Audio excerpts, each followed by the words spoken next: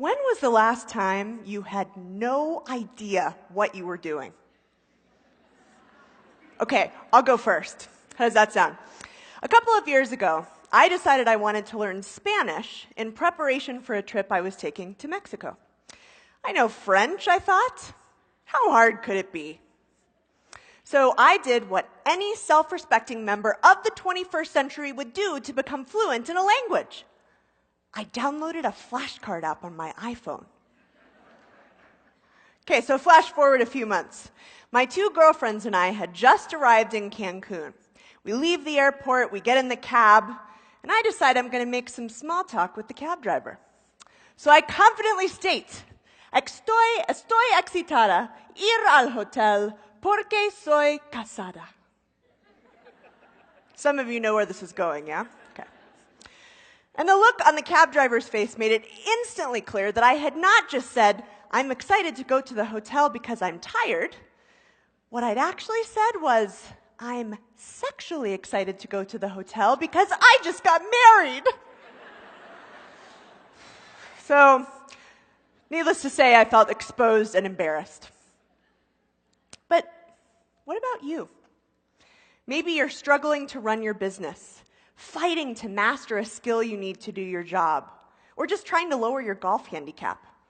Have you been meaning to get a mentor or take a class, or in my case, find a Spanish tutor, but you never really got around to it? You know what I'm talking about, right? It's that thing you've been dying to master. And if you're a type A person like me, it probably haunts you in the form of a line on your to-do list that you never cross off because you're so bogged down in the tyranny of the urgent. Have you experienced that? So whether you're a business leader, an employee, a hobbyist, or a beer league hockey player, how much time and energy do you invest to become totally awesome at what you do? Here's my big idea. When it comes to your own development, you can't keep waiting until you're less busy or for someone else to do it for you. No one will truly invest in you but you. Now, my life's work is to help leaders be better. This passion began in my childhood when I saw the power of leaders to transform people's lives. Shortly after my parents' divorce, my mother started her own business. And it didn't just support our family, it supported the families of the 25 people who worked for her. And now, as a grown-up and an organizational psychologist, I apply the scientific principles of human behavior to help leaders and companies succeed. But a client of mine recently explained what I do far better than I ever could. Here's what she said. Leadership is my Everest, and you are my Sherpa. Pretty great. So in the last 12 years of being an executive Sherpa or coach, I stumbled upon a pattern. 3 steps for radical improvement that don't just apply to business leadership, they apply to anything you want to do better. And today, I'm going to share them with you.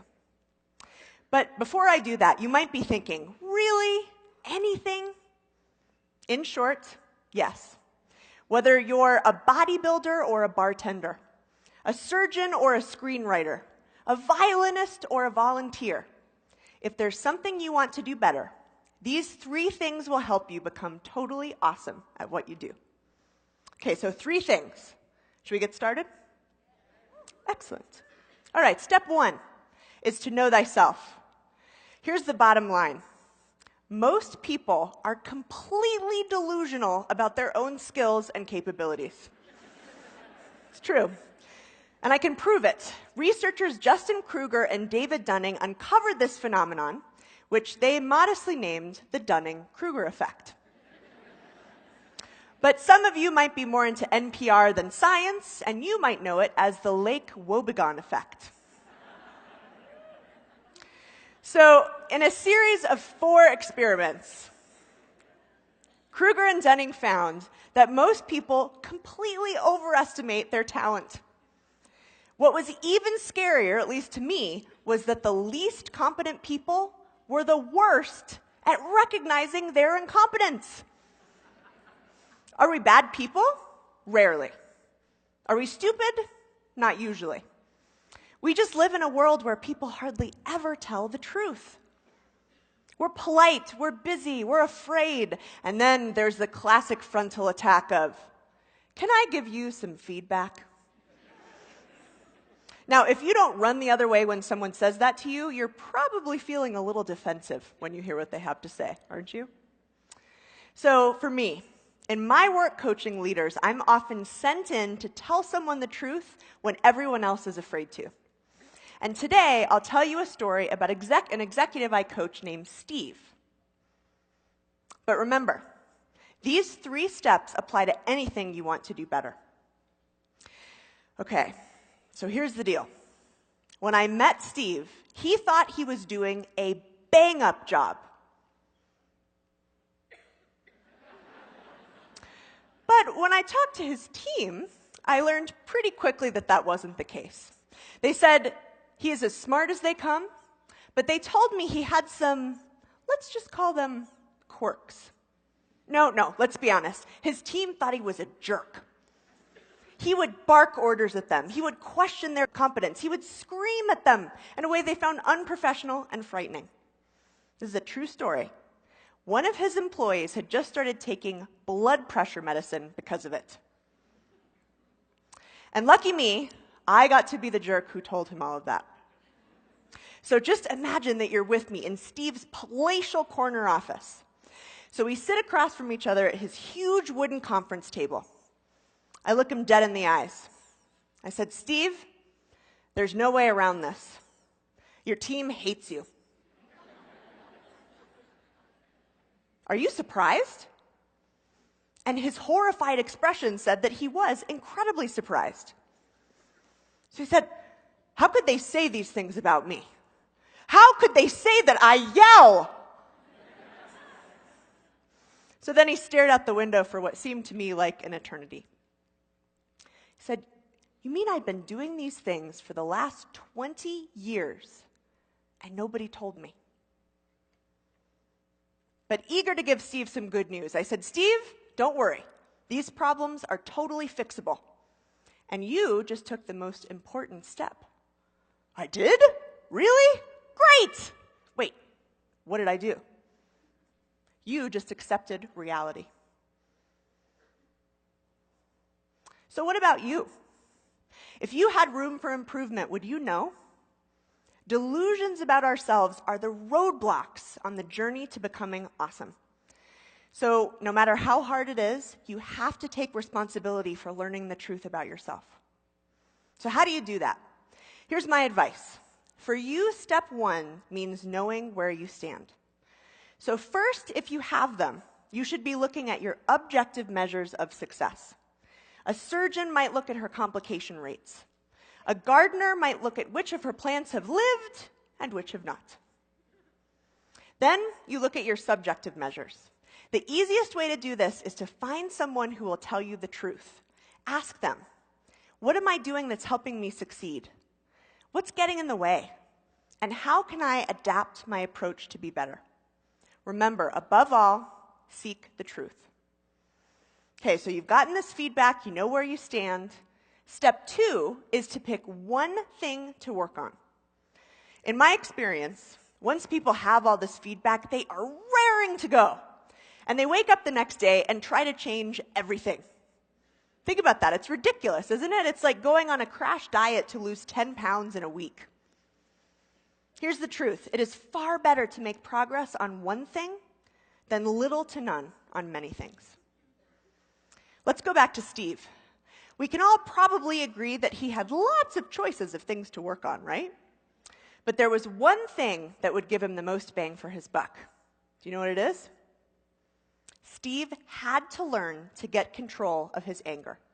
We agreed that we wouldn't work on anything else until we got that under control. So over the course of the next month, that's exactly what he did. He learned to soften the tone of his voice. He learned to bite his tongue. He learned to question instead of blame. And lo and behold, in a matter of weeks, he started to get a handle on it. So we moved to listening skills, then to coaching. On and on it went, one thing at a time for months. So what do you think Steve noticed? In a very short time, he felt a new level of confidence. Now, this wasn't hollow confidence that comes from delusion. It was real confidence because he was doing the right thing. Now, what did Steve's team notice? In a very short period, they started talking about this wonderful guy who they called the new Steve. It was awesome. And the best part was when he would backtrack, which we all do when we're trying to improve, they would ask him lovingly, "What would the new Steve say about that?" It's pretty great, right? So for you, how do you pick your one thing? Here's my advice. Take a piece of paper and draw a line down the middle. On the left-hand side, list all of the skills you're trying to improve. Then on the right-hand side, for each skill, on a scale of 1 to 10, I want you to imagine that you only got better at that, and then rate how much more awesome you would be. Start with the highest number and work your way down. So you know yourself.